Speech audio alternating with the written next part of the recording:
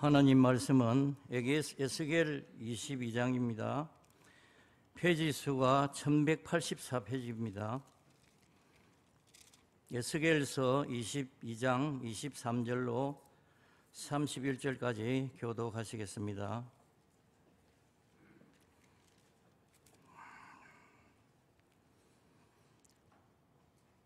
여호와의 말씀이 내게 임하여 이르시되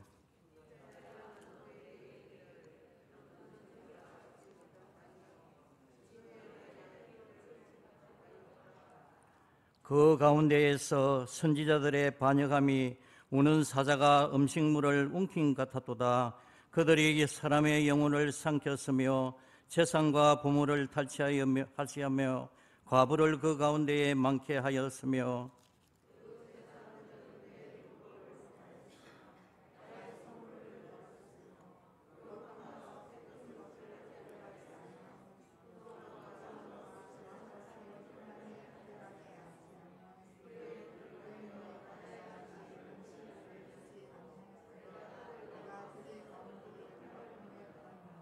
그 가운데에 그 고관들은 음식물을 삼키는 일이 같아서 불의한 이익을 얻으려고 피를 흘려 영혼을 멸하려거늘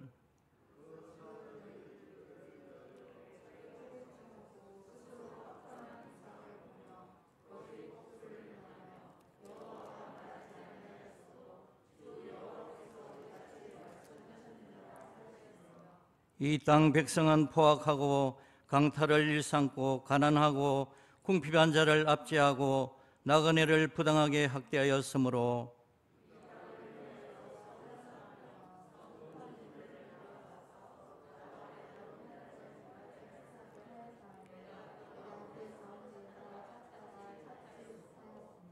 같이 읽겠습니다. 내가 내 분노를 그들 위에 쏟으며 내 진노의 불로 멸하여 그들 행위대로 그들 머리에 보응하였느니라. 주 여호와의 말씀이니라. 아멘.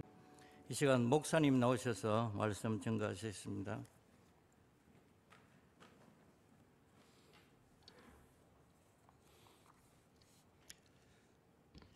여러분 주님의 이름으로 축복합니다. 이 시간에는 구약 선지서인 에스겔서 말씀을 통하여 성숙한 기도에 관하여 말씀을 나누고자 합니다. 때는 이스라엘 백성들이 바벨론 포로에 놓여 있던 그러한 시기입니다. 역사 속에서 이스라엘 백성들은 바벨론의 침공으로 총 3차례 포로로 끌려가게 됩니다. 주전 597년 1차 포로로 이스라엘 백성들이 바벨론에 포로로 끌려갈 적에 그때의 에스겔도 많은 젊은이들과 또 많은 백성들과 함께 바벨론에 포로로 끌려가게 되었습니다. 그 이후 5년이 지난 이후 주전 593년에 에스겔 선지자는 바벨론 그발 강가에서 하나님의 이상과 환상을 보게 됩니다. 하나님께서 영광의 광채 가운데에 에스겔 선지자에게 임하여서 그에게 하나님의 계시를 허락하여 주십니다. 그래서 에스겔 선지자는 포로 시기에 제1호 선지자로 부름을 받게 되고, 그리고 왜 하나님의 백성들이 다윗의 영광과 영원한 왕조를 약속받았는데 이 포로에 놓이게 되었는가? 영원한 왕조와 영원한 축복을 약속받았다면 이스라엘 백성들이 멸망당하지 않아야 됩니다, 여러분. 그런데 포로에 놓이게 된 거예요. 왜 그러면 이스라엘 백성들이 포로에 놓이게 되었는가? 그것을 계시 가운데 설명하고 풀어나가기 시작하고, 뿐만 아니라 이 포로 시기 이후에 하나님께서 우리 백성들을 어떻게 회복시키고 또 영광스럽게 할 것인가, 거기에 대한 메시지들을 이제 에스겔서에 담아내기 시작하였습니다. 오늘 저희들이 읽었던 이 본문은 에스겔서의 많은 말씀들 가운데에 특별히 이스라엘 백성들이 하나님의 축복과 약속과 언약의 영광을 이렇게 부여받았는데 왜 그럼에도 불구하고 이 포로 시기에 놓였는가, 그것을 설명하는 굉장히 중요한 본문 중에 하나입니다.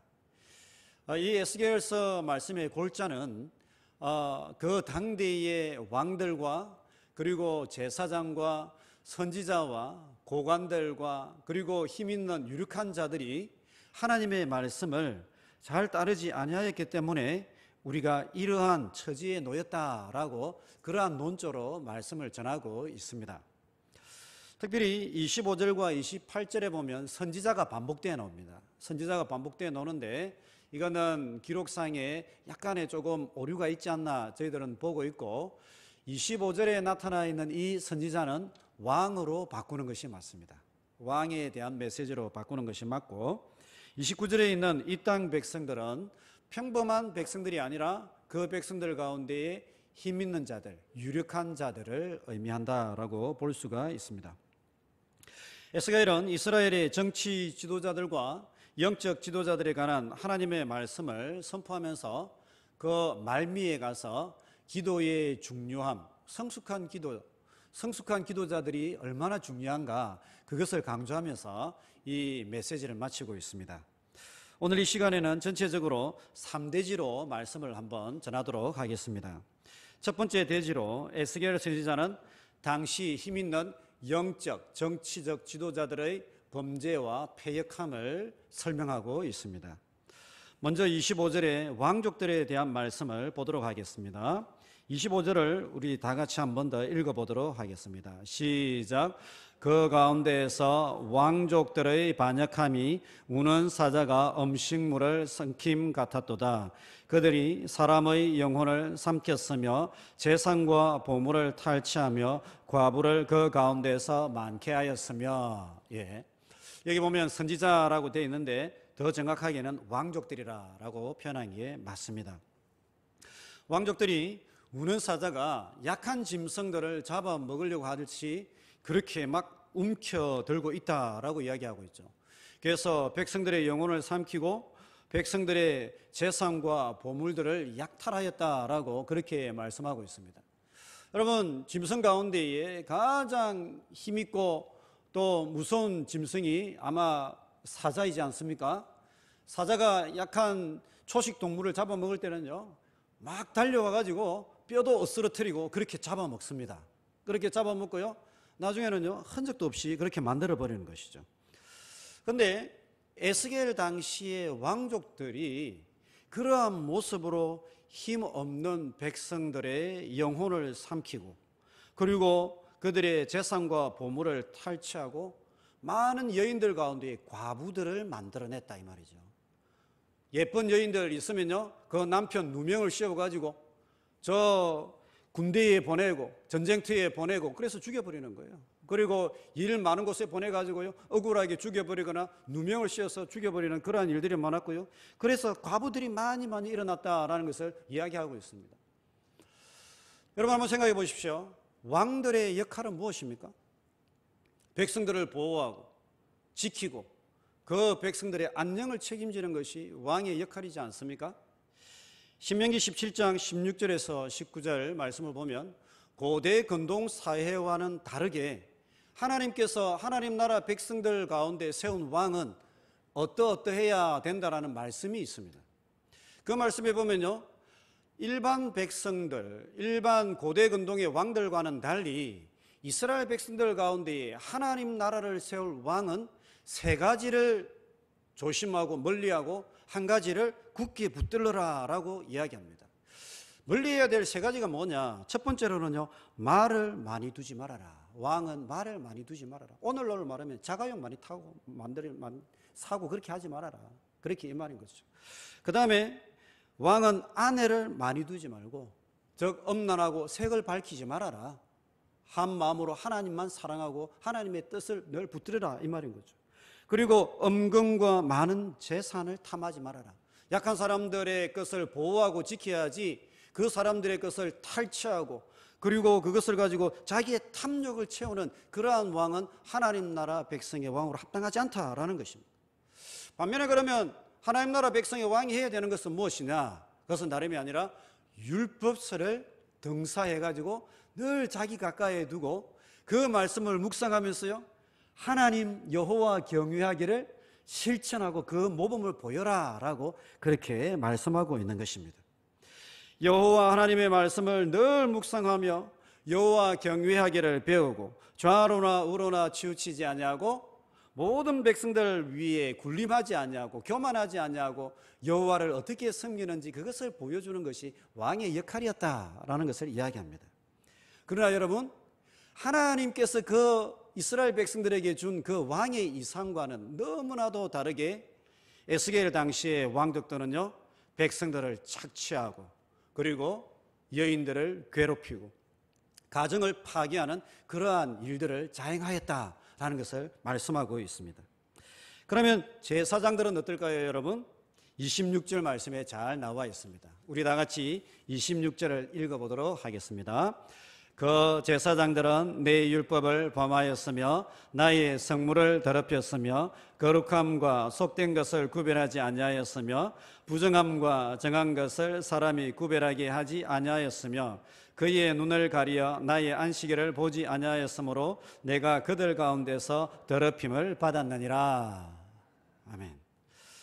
여러분, 제사장은 이스라엘 공동체 가운데의 영적인 모범을 보여주는 영적인 어버이입니다.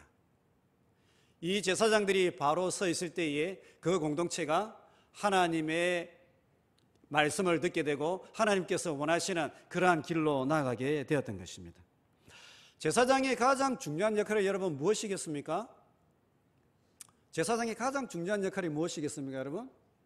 그것은요, 레위기 10장 10절에 나와 있습니다. 레위기 10장 10절 말씀을 보면 제사장의 가장 중요한 역할은 거룩한 것과 속된 것을 구별하는 것이고 정한 것과 부정한 것을 구별하는 것입니다. 그래서 어떤 집에 질병이 생겼거나 피부병이 생겼거나 또 이상한 균이 있으면요, 누가 가느냐면요, 제사장이 가가지고 이 집에 문둥병이 들어왔습니다. 그리고 이 남성은, 이 여성은 부정합니다. 그래서 7일 동안 우리 공동체를 떠났다가 거기서 정결하게 하는 시기를, 그러한 시간을 가지고 다시 들어와야 됩니다. 그럴 때 이제 제사장이 가가지고 물을 씻기고 그리고 우슬초를 닦았어요. 그 백성이 정결하게 됐다라고 다시 공동체로 받아들이는 것입니다. 제사장의 역할은요, 이스라엘 백성들 가운데에 하나님의 말씀을 선포할 뿐만 아니라 그 백성들을 거룩하고 하나님의 영광을 경험하는 그러한 백성으로 보호하고 지키는 역할을 하였던 것입니다. 그런데 여러분, 에스겔 당시의 제사장들은 뭐라고 이야기합니까? 하나님의 성물을 더럽혔다. 그 제사 드리는 제물을 자기가 살짝 했다라는 것이죠. 탈취했다라는 것이죠. 그리고 거룩함과 속된 것을 구별하지 아니하였다. 가장 중요한 역할인 거룩함과 속된 것을 구별해야 되는데 그렇게 하지 못하였고요, 부정함과 정한 것을 구별하지 못하였고, 또한 하나님께 제사드리고 하나님께 복받는 그 날인 안식일을 지키지도 아니하였다라고 말씀하는 것입니다.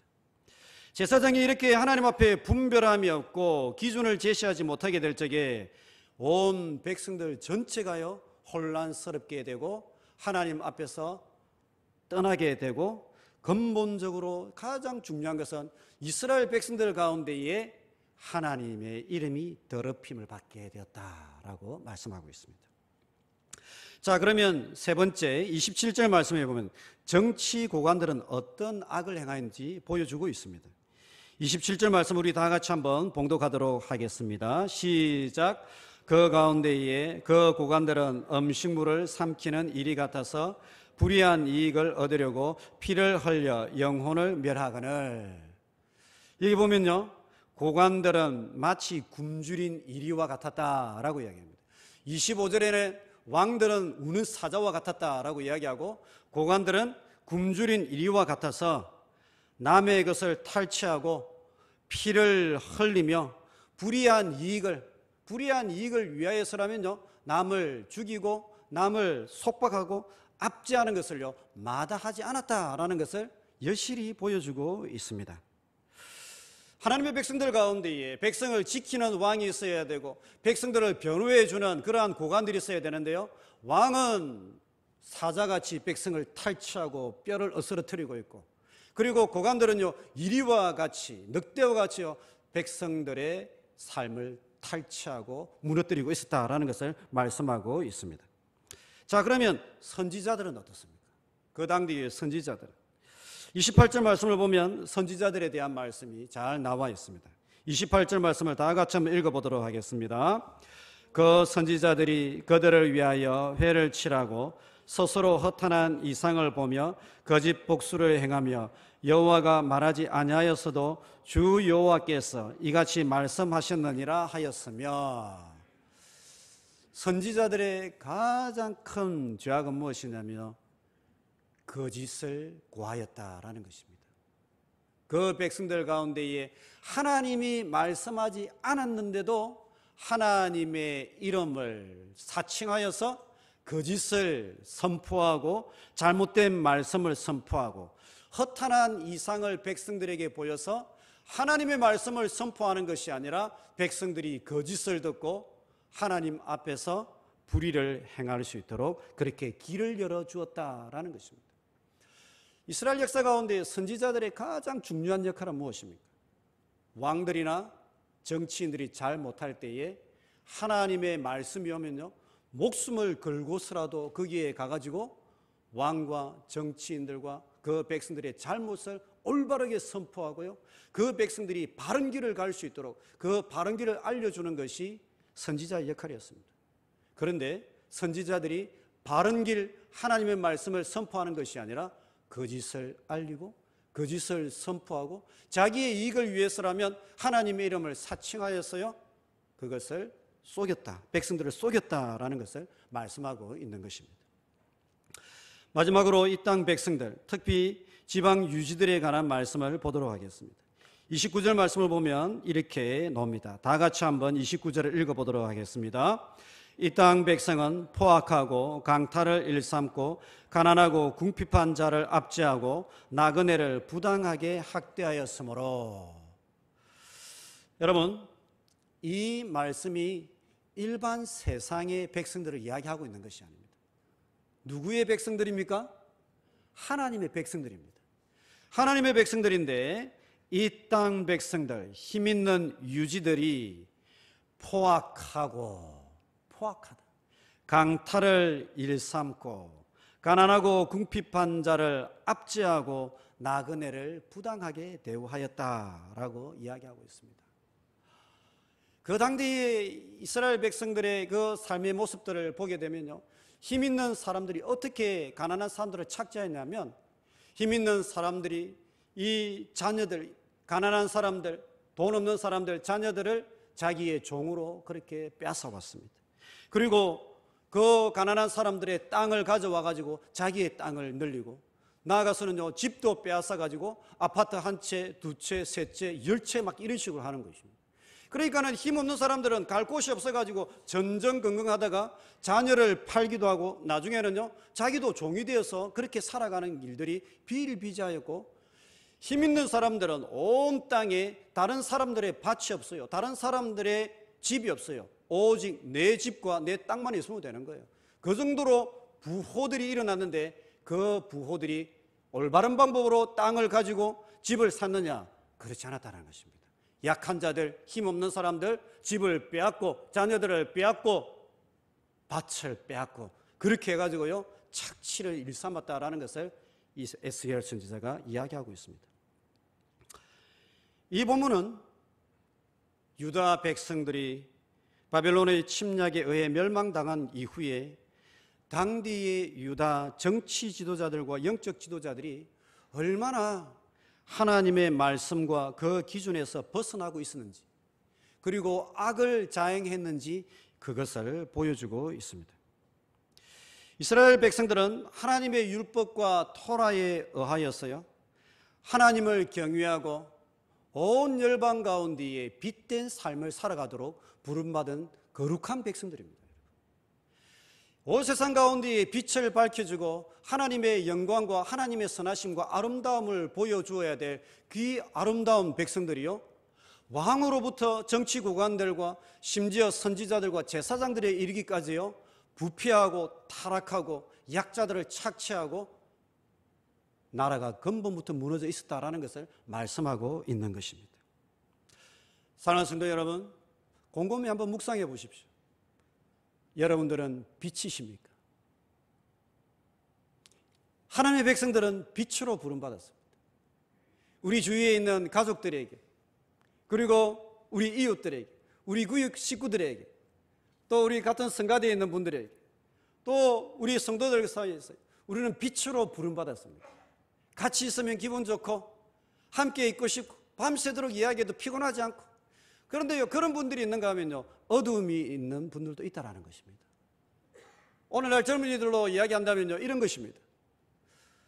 정말 산소 같은 그런 사람이 있습니다. 함께 있으면요, 호흡이 막 기분이 좋고 피곤하지 않고 산소 같은 그러한 사람이 있어가지고 정말 무엇을 해도 하고 싶은 그런 사람들이 있는가 하면, 어떤 사람은요, 폭탄 같은 사람도 있는 거예요. 같이 있으면 무슨 말이 나올 줄 모르는 거예요. 무슨 일이 일어날 줄 모르는 거예요. 같이 있으면요, 조마조마한 사람이 있는 거예요. 피곤한 거예요. 아무것도 못하는 거예요. 그런데 성경은 이스라엘 백성들이 빛으로 부름받았고 산소 같은 백성으로 부름받았고 열방 가운데 하나님의 구원의 은혜와 하나님의 생명과 축복과 지혜를 보여줘야 되는 그러한 거룩한 백성으로 부름받았는데, 이 백성들이요, 지금요, 어둠이라는 거예요. 썩었다라는 거예요. 악취가 난다라는 것입니다.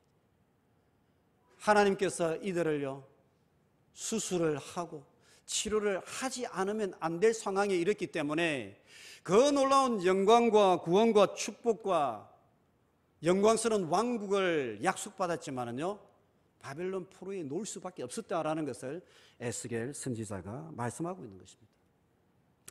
놀랍게도 서로 세상의 통치자들과 관리들이 범죄하고 타락하였을지라도 영적인 지도자인 제사장과 선지자가 하나님 앞에 바로 서 있으면요, 그 백성들은 다시금 살아날 소망이 있는 것입니다. 왜 그러냐면요, 영적 지도자인 선지자와 제사장은 그 공동체를 지키는 마지막 보류예요.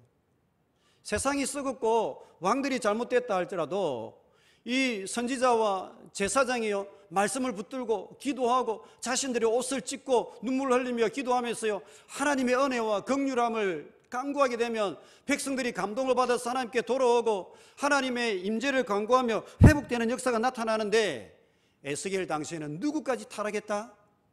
선지자와 제사장들도요, 타락했다라는 것을 이야기하고 있는 것입니다. 그렇기 때문에 이스라엘 백성들 가운데는요, 더 이상 영적의 회복의 가능성과 희망이 없었다라는 것을 말씀하고 있고, 이러한 상황에 이르기 때문에 에스겔 선지자는 하나님의 이름이, 하나님의 영광이 거기에서 떠나게 되었고 결국 우리 민족이 이 바벨론 포로에 놓이게 되었다라는 것을 설명하고 있는 거예요. 그것이 우리의 실수였다라는 것을 포로 가운데 있는 그 백성들에게 설명하고 있는 것입니다. 두 번째 대지입니다. 두 번째 대지는 뭐냐면, 놀랍게도 에스겔은요, 이스라엘의 멸망에 관한 놀라운 반전을 강조합니다. 놀라운 반전을 강조합니다. 그게 여러분 무엇이겠습니까? 조금 더 구체적으로 말씀드리면, 에스겔 선지자가 이렇게 이스라엘 백성들의 범죄와 연약함을, 총체적인 타락을 설명하고 그렇기 때문에 우리나라가 멸망했다라고 그의 설교를 마치면요, 설교는 자연스러운데, 그런데 에스겔 선지자는 그의 설교의 말미에 굉장히 중요하면서도 애끓는 메시지 하나를 붙입니다. 더합니다. 즉, 이스라엘의 죄악으로 인하여서 하나님의 무서운 심판과 진노가 임하기 전에, 그 심판과 진노가 임하기 전에 하나님께서 그 백성들 가운데에 간절히 찾으시는 것이 있었다라고 이야기합니다. 그런데 그것이 없었기 때문에 우리가 멸망에 이르렀다라고 말씀합니다. 여러분, 그것이 무엇이겠습니까? 유다가 이스라엘이 멸망하기 전에 하나님께서 간절히 그 백성들 가운데 찾으시는 것이 있었는데, 과연 여러분 그것이 무엇이겠습니까? 30절, 31절에 나와 있습니다. 우리 다 같이 한번 보도록 하겠습니다. 30절, 31절 다 같이 읽어보겠습니다. 시작. 이 땅을 위하여 성을 쌓으며 성 무너진 데를 막아서서 나로 하여금 멸하지 못하게 할 사람을 내가 그 가운데서 찾다가 찾지 못하였으므로 내가 내 분노를 그들 위에 쏟으며 내 진노의 불로 멸하여 그들 행위대로 그들의 머리에 보응하였느니라. 주 여호와의 말씀이니라. 임박한 진노 아래 있는 그 백성들을 위해 하나님께서 찾으시는 것이 무엇입니까? 새로운 성전입니까? 많은 헌금입니까? 아니면 훌륭한 제사입니까, 여러분? 아닙니다. 하나님께서 간절히 찾으시는 것이 있었는데 그것은 이 백성들에게 임할 하나님의 무서운 심판과 진노를 돌이킬 수 있는 성숙한 기도자, 중보의 기도를 감당할 수 있는 그 기도자를 하나님께서 찾으셨다라고 말씀하고 있습니다. 민족과 공동체의 연약함을 붙들고 기도할 수 있고 그 백성의 무너진 데를 가로막아서서 하나님, 우리 백성들 가운데에 임할 진노를 돌이키시고 하나님께서 우리 백성들을 긍휼히 여기셔서 이 백성들로 하여금 다시금 일어설 수 있도록 역사하여 주시옵소서. 하나님의 긍휼하심과 은혜를 간구할 수 있는 그런 성숙한 기도자를 하나님께서 찾으셨다라고 말씀하고 있는 것입니다. 30절 말씀에 보면 성 무너진 데라는 이 말씀은요, 책임을 맡은 이들이 그 책임을 감당하지 못함으로 인하여서 공동체 가운데에 무너져 내린 곳, 공동체 가운데에 생긴 공백이 있는 곳, 그곳을 말씀하는 것입니다. 놀라운 것은 그 무너진 곳을 통하여 공동체를 향한 하나님의 심판과 진노가 들어오게 된다라는 것입니다. 하나님의 백성의 공동체 가운데에 책임을 가졌던 그 왕들, 제사장, 그리고 선지자, 고관, 영적 지도자들이요, 그들의 자신을 책임을 간수하지 못할 때에 그 무너진 공간들을 통하여서 하나님의 진노와 심판이 이스라엘 백성들 가운데에 들어오게 되었다라는 것을 말씀하십니다.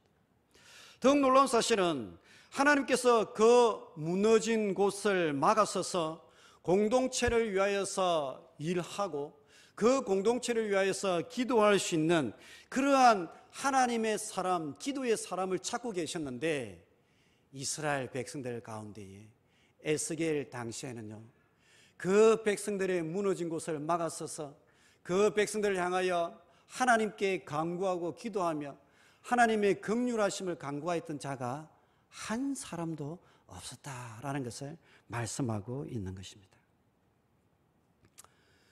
이스라엘 백성들이 광야를 거치면서 송아지를 만들고 황소를 만들고요, 하나님 대신 우상을 숭배하게 되었습니다. 우상을 숭배하게 되니까요, 하나님께서 진노하셔가지고 모세야, 내가 너에게 정말 십계명의 언약의 돌판을 주었지만은 이 백성이 안 되겠다. 그 십계명의 돌판을 땅에 던져버려라.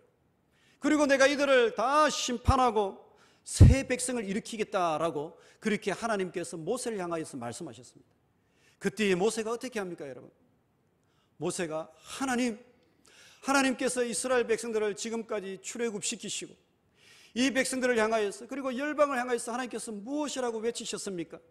하나님께서는 노하기를 더디하시고 인자하시고 긍휼하시며 하나님을 향하여서 모든 백성들에게 지혜와 생명을 주시는 하나님이라고 말씀하시지 않았습니까? 이 백성들을 한 번만 굽을 살피시고 긍휼히 있어서 하나님의 구원의 은혜를 허락하여 주시옵소서. 모세가요, 이 백성들을 향하여서 기도하며 나아갈 적에 광야에 있던 그 백성들이요, 무너졌어요. 광야에 있던 그 백성들이 무너졌어요.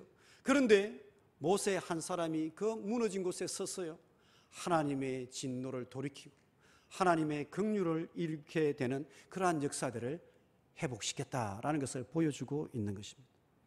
그렇기 때문에 구약 성경에서 성 무너진 데를 막아서서라는 이 말씀은요, 하나님의 백성들의 연약함을 볼 때에 그 연약한 가운데에 책임감 있게 그 무너진 곳을 한 곳 한 곳 다시금 일으켜 세우며 그 백성들을 두고 하나님께 기도하는 그 사역자, 그 성숙한 기도자, 중보의 기도를 감당하는 그 사람들을 일컬을 때에 하는 대표적인 표현이 되는 것입니다. 결국 한 사람 성숙한 기도자, 공동체를 위해 기도할 수 있는 중보자가 없었기 때문에 이스라엘 백성들은 하나님의 진노와 심판을 피하지 못하였다라는 것을 에스겔 선지자는 이야기하고 있는 것입니다. 오늘 본문은 우리의 신앙의 여정에서 기도가 얼마나 중요한지를 보여주고 있습니다. 뿐만 아니라 우리의 신앙 여정에 있어서 어떻게 보면 우리와 직접적으로 연관되어 있지 않지만은요, 이 나라와 이 민족과 특별히 교회를 위해서 기도하고 또한 하나님 나라의 영적 지도자를 세우는 신학교와 또 고신대학교와 고신대학원을 위해서 기도하는 것이 얼마나 중요한 사역인가라는 것을 우리에게 잘 보여주고 있는 것입니다. 그러면 마지막으로 세 번째 대지로 나아가겠습니다. 우리는 신앙 공동체를 위해 기도할 수 있는 성숙한 기도자가 되어야 하겠습니다. 신앙 공동체를 위해서 기도하고 하나님 나라를 위해서 기도할 수 있는 성숙한 기도자를 하나님께서는 지금도 찾고 계십니다. 성도 여러분, 여러분들은 기도가 무엇이라고 생각하십니까? 과연 우리가 모든 분들이 기도하지 않습니까? 여러분들 기도하고 기도의 은혜를 체험하고 그러는데 과연 기도라는 무엇입니까, 여러분? 아마 제가 이렇게 질문하면 여러분들 마음속으로 이런 대답이 있을 것입니다. 기도에 관한 고전적인 말씀은 이사야 62장 6절 7절 말씀에 나옵니다. 혹시 펜이 있는 분들은 성경을 찾으셔가지고 한번 줄을 그으셔서 읽으셔도 좋겠습니다. 이사야 62장 6절 7절 말씀을 다 같이 한번 읽어보도록 하겠습니다. 시작. 예루살렘이여, 내가 너의 성벽 위에 파수꾼을 세우고 그들로 하여금 주야로 계속 잠잠하지 않게 하였느니라.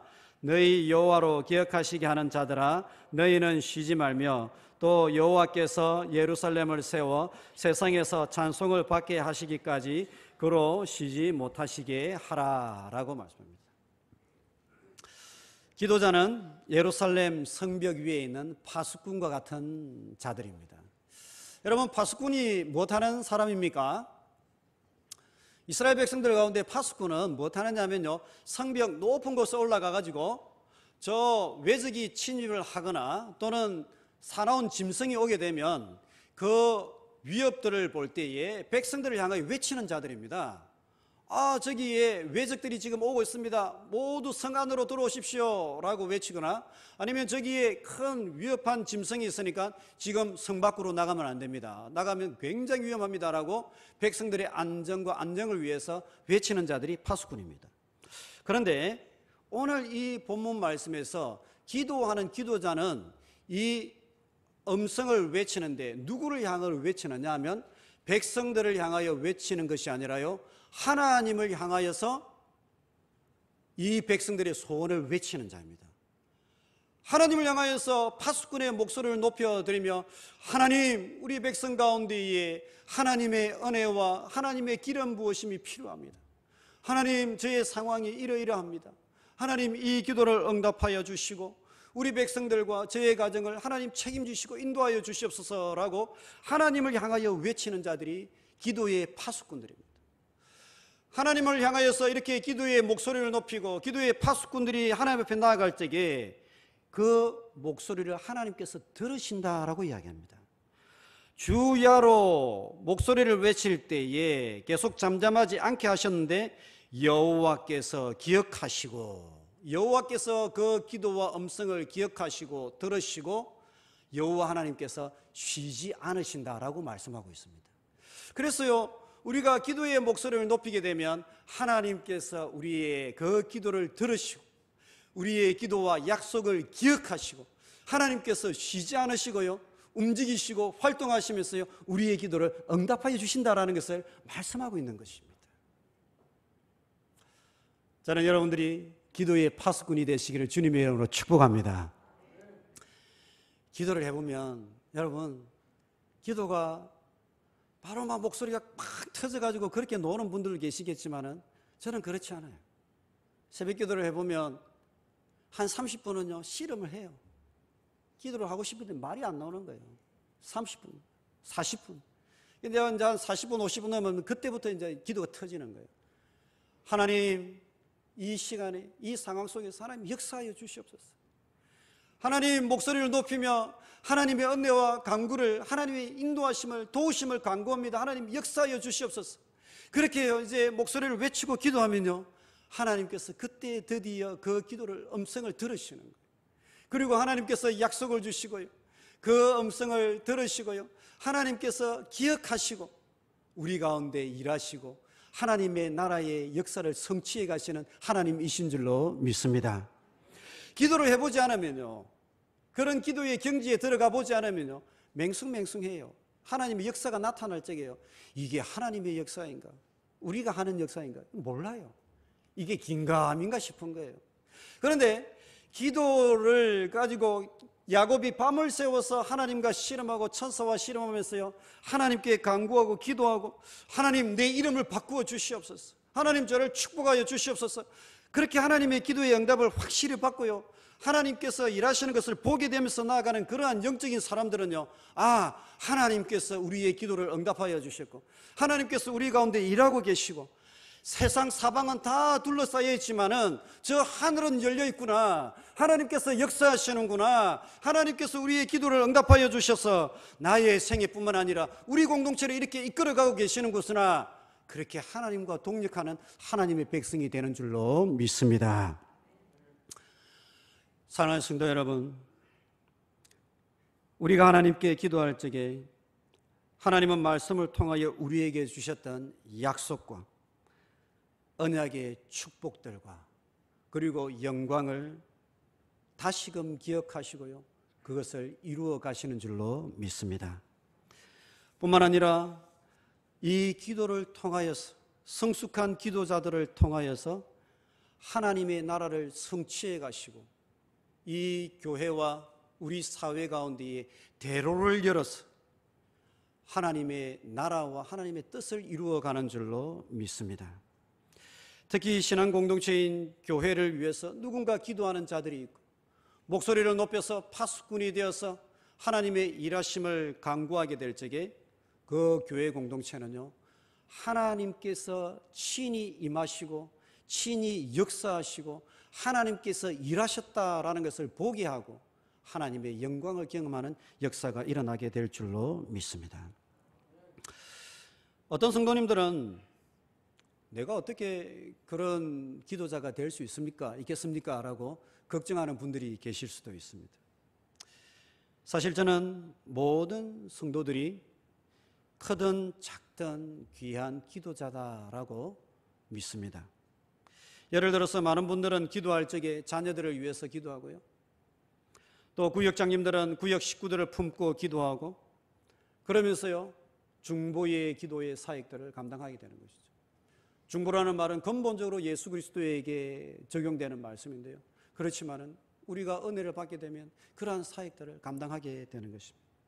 또한 장로님들과 권사님들과 많은 분들은 교회를 위해서 또 책임감을 가지고 기도하시는 분들이 있습니다. 보이는 곳에서 보이지 않는 곳에서 기도하시는 그러한 분들이 계시는 것입니다. 그러한 기도의 파수꾼들, 성숙한 기도자들을 통하여서 하나님께서 일하시고 역사하시는 것을요, 우리 공동체는 보게 되는 것입니다.